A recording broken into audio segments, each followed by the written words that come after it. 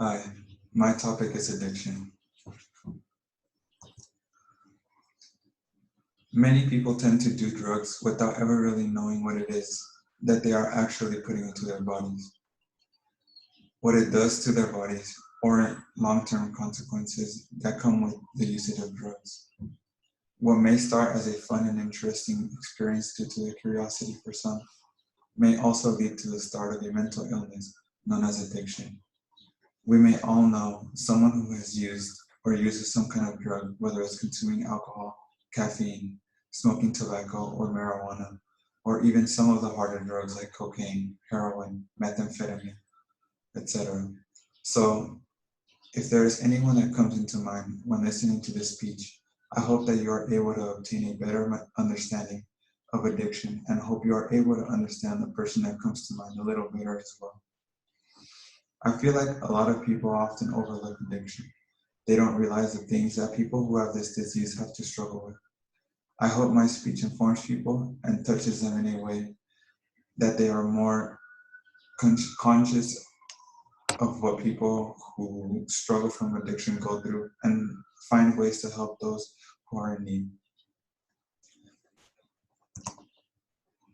According to American Addiction Center, tolerance is defined as a person's diminished response to a drug that is the result of repeated use.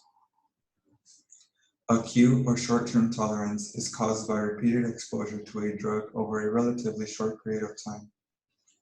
Chronic or long-term tolerance often develops when an individual's body adapts to a constant exposure to a drug over weeks or months. Learned tolerance may result from frequent exposure to certain drugs. For example, long-term drinkers who don't appear to be intoxicated. After informing you about the three types of tolerance, I will now tell you about what happens when an individual has become dependent on a substance and has decided to quit, which are known as going through withdrawals. Individuals who eliminate addictive substances from their lives often feel effects of drug withdrawal symptoms.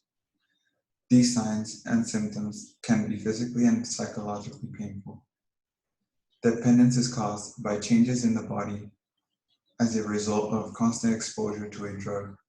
The body adapts to a repeated doses of the drug, resulting in withdrawal symptoms until the normal balance is reestablished. Acute withdrawal symptoms are the immediate or initial withdrawal symptoms that occur upon sudden cessation or rapid reduction of the use of addictive substances.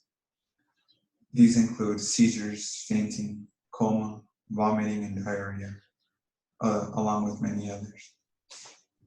The second stage of detox, known as a post-acute withdrawal syndrome. The symptoms of post-acute withdrawal syndrome are primary psychological and emotional symptoms. These consist of insomnia, anxiety, depression, mood swings, fatigue, and so on. After telling you about the two stages of withdrawal and their symptoms, I will now tell you about the relapse and why many people tend to do so.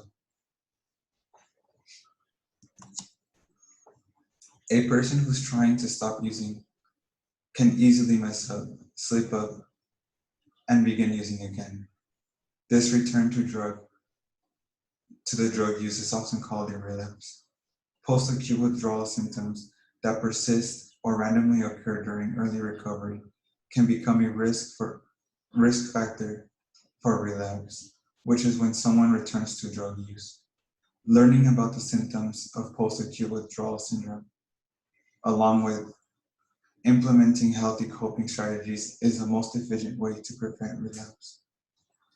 On their website, the National Institute on Drug Abuse states that stopping drug use is like trying to diet and lose weight.